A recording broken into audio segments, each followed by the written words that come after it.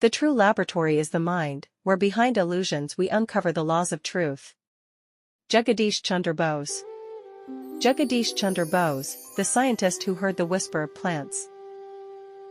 In the long history of science, there are a few rare individuals whose brilliance transcends the boundaries of disciplines. Jagadish Chandra Bose was one such extraordinary soul, a physicist, biologist, botanist, inventor, philosopher, and visionary who stood decades ahead of his time. While the world often remembers great inventors from Europe and America, Bose quietly reshaped modern science from colonial India, proving that genius knows no nationality.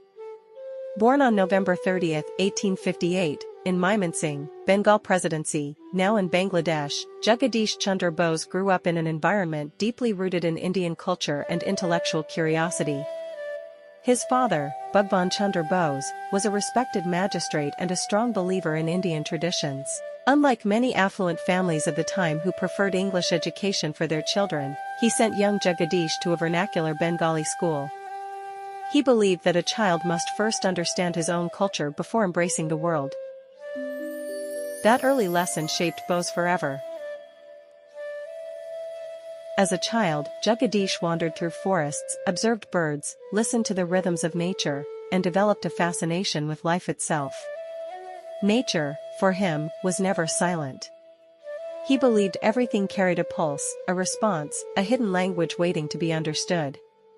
Later, he moved to Kolkata and studied at St. Xavier's College, where he came under the influence of Father Eugene Lafont, a Jesuit physicist who ignited his passion for science.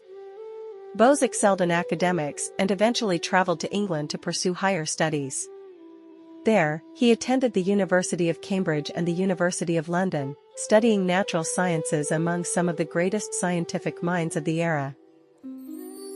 Yet his path was not easy. During British colonial rule, Indian scholars were often treated as inferior. When Bose returned to India and joined Presidency College in Kolkata as a professor of physics, he was offered a salary far lower than that of his British colleagues. Bose refused to accept this injustice. Instead of compromising his dignity, he worked for 3 years without taking any salary at all. Eventually, the authorities were forced to recognize his merit and pay him fully. This quiet act of resistance revealed the strength of his character. Inside poorly equipped laboratories, Bose began conducting groundbreaking experiments on electromagnetic waves. At a time when the world credited European scientists alone for wireless communication research, Bose was already demonstrating the transmission of radio waves over distances. In 1895, before radio became globally famous through Guglielmo Marconi, Bose publicly demonstrated wireless signaling in Kolkata. He invented highly sensitive instruments capable of detecting electromagnetic waves, including devices that later contributed to the development of radio technology and semiconductors. Yet unlike many inventors driven by fame or wealth, Bose refused to patent most of his inventions. He believed scientific discoveries belonged to humanity.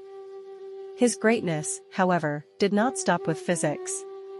Bose soon turned his attention toward one of the most mysterious questions in nature: do plants feel life the way animals do?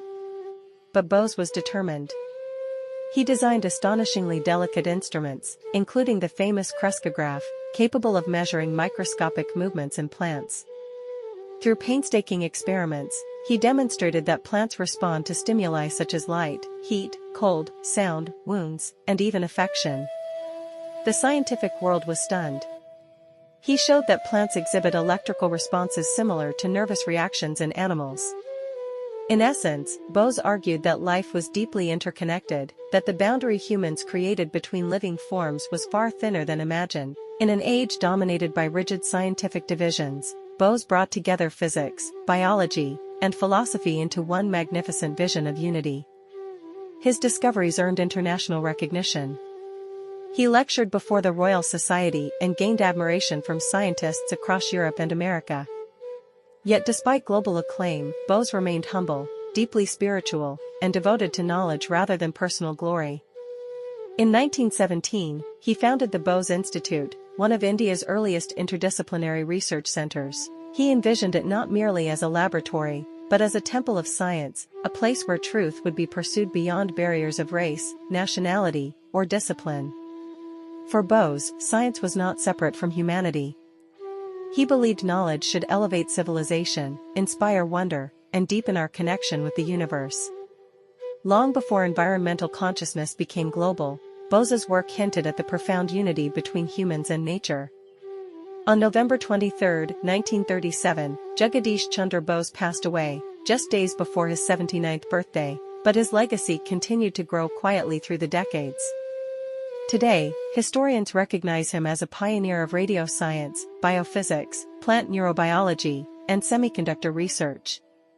Many ideas once dismissed during his lifetime are now considered revolutionary foundations of modern science. Yet perhaps Bose's greatest achievement was not merely scientific. It was philosophical.